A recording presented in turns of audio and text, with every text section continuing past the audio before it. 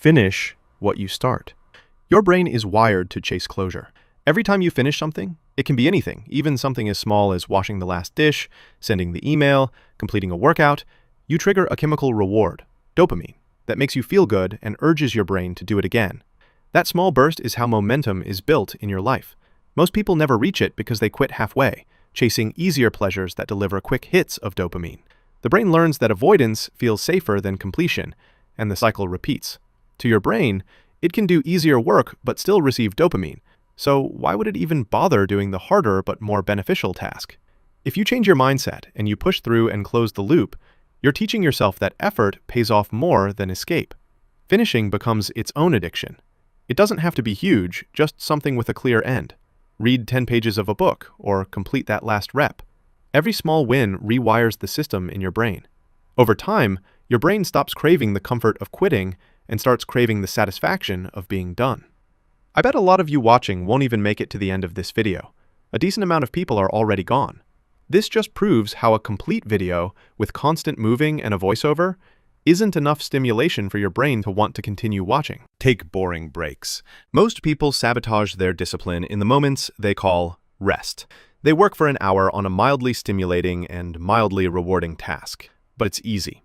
But then they take a break and flood their brain with hyperstimulation, scrolling at 100 miles per hour, gaming, eating an extremely unhealthy meal. They do all of these things and then expect to return to focus as if nothing happened. Your brain has now got a new baseline for dopamine. Remember, dopamine is the chemical that causes motivation. So now, your brain will only be motivated to do things that release as much dopamine as scrolling, gaming, or eating junk food. Good luck finding any hard work that fits in that category. The next task can't compete with the thrill you just gave yourself, so you start to avoid it. The fix isn't removing breaks. You want to change how you spend them. Let your rest be boring. Stretch, walk, stare at the ceiling, make tea.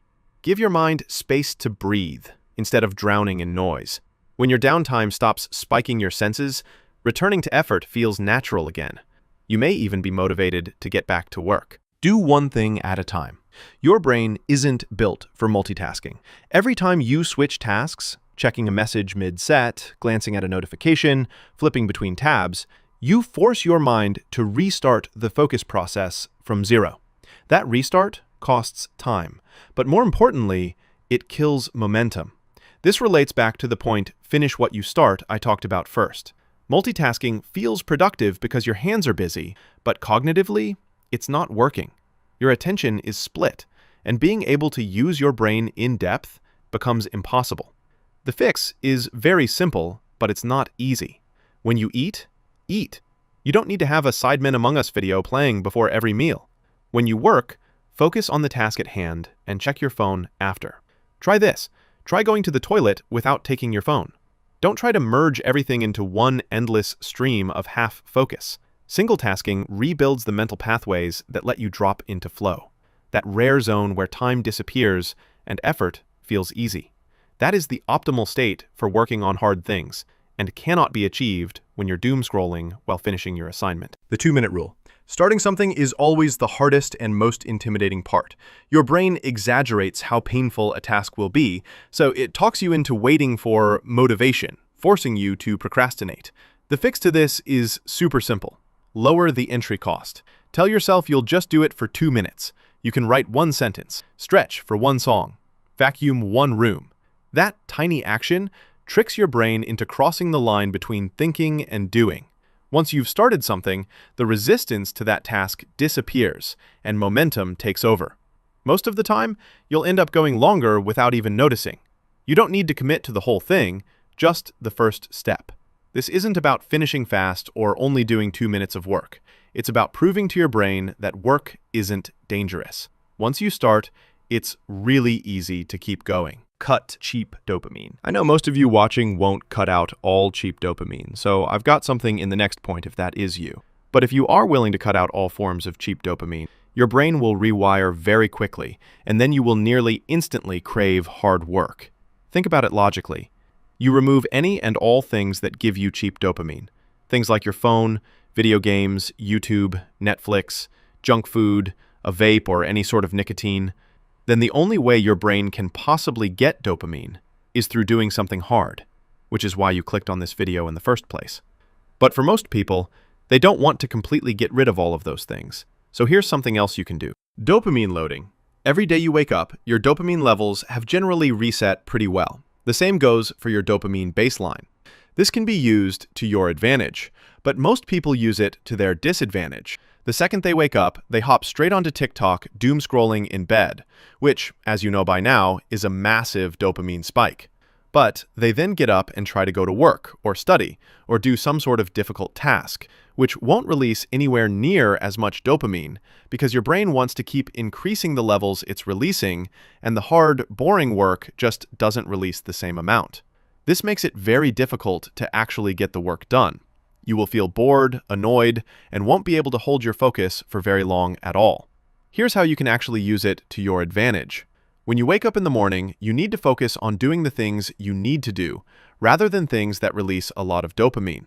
Wake up, have a shower, and get straight into work, studying, whatever it is that you have to do. As the day goes on, maintain this state of low dopamine, which actually feels high, until you reach the end of your day when you're not going to be trying to do any more low dopamine tasks. Once you reach the end of your work, then you can start loading in all of the high dopamine, low effort tasks, like doom scrolling and junk food. If that was difficult to understand, you want to do the tasks in your day starting from low dopamine releasing tasks and moving up into high dopamine releasing tasks. That way your baseline will not drop throughout the entire day. Adopting a growth mindset. Most people work hard for some outcome that comes once they finish the hard work. Maybe it's money or it's a social outcome, which is great and perfectly fine.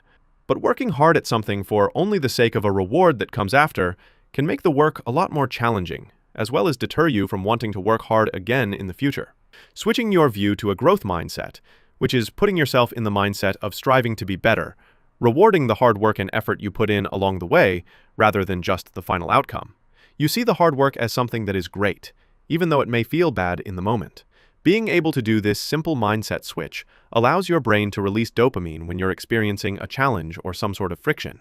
But this is actually impossible when you are only focused on the goal or the reward that comes at the end of all of your hard work. When you are able to attach pain, hardship, and friction to an internal reward system, even if it's just being proud of yourself, you will start to be able to access the dopamine release during the actual hard work, not just after you achieve the reward.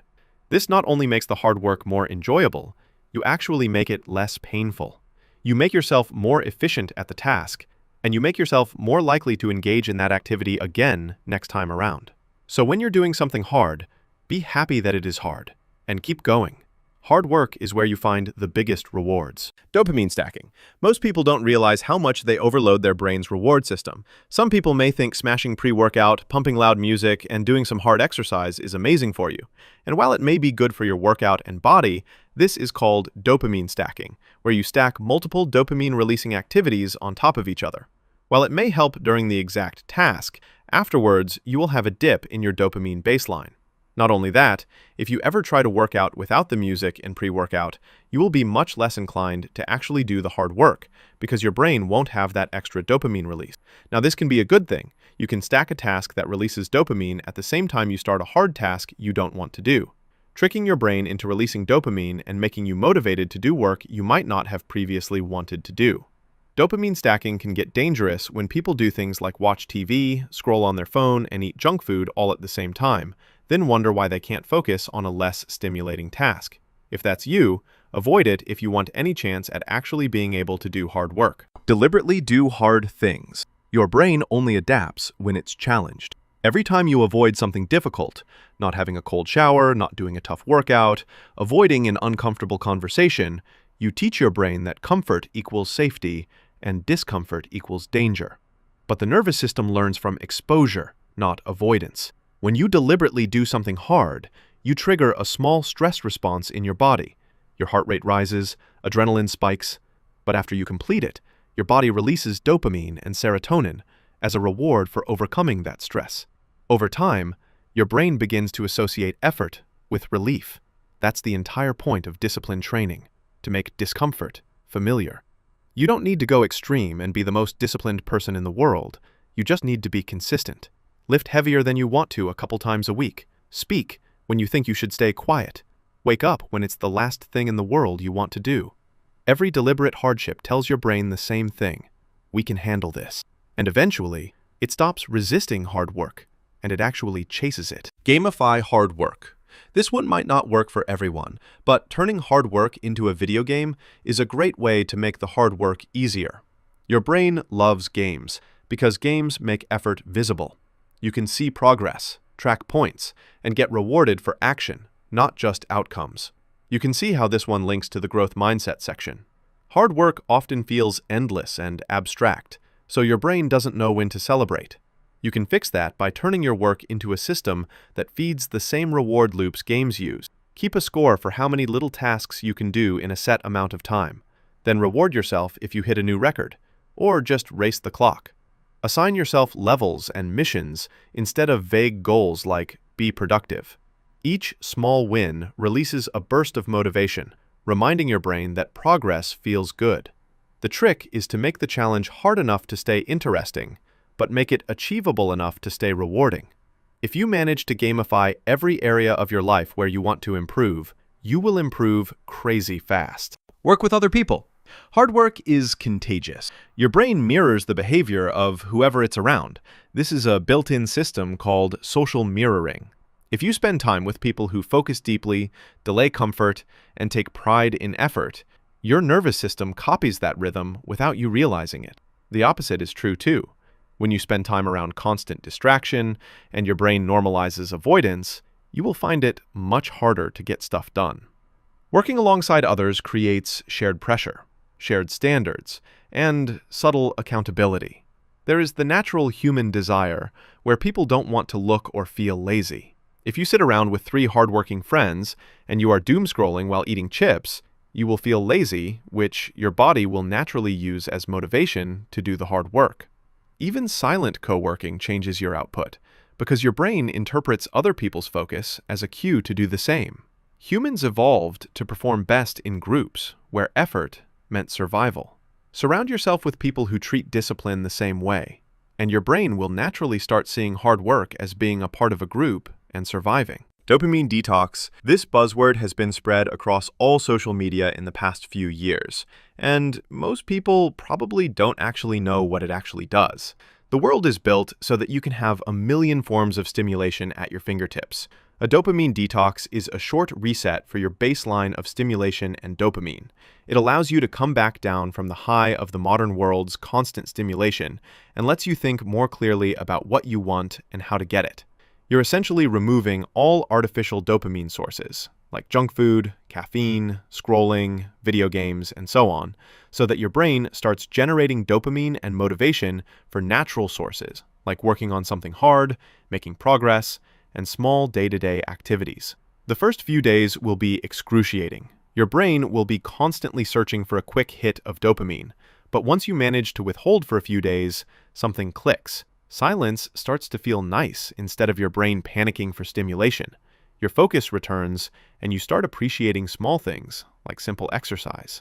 Essentially, in a dopamine detox, you reset your baseline for dopamine and rewire what your brain rewards you for, changing it from instant gratification sources of dopamine to meaningful sources that will actually improve your life. The one thing you cannot do is go straight back to all the artificial sources for dopamine once you finish a dopamine detox. That is the time for working on hard things. If there is only one thing that you learn from this video, let it be this. If you are trying to do hard things, make sure you do the hard things before the easy, or you're going to make the hard thing even harder. Oh, and YouTube thinks that you will like this video here, so just watch it.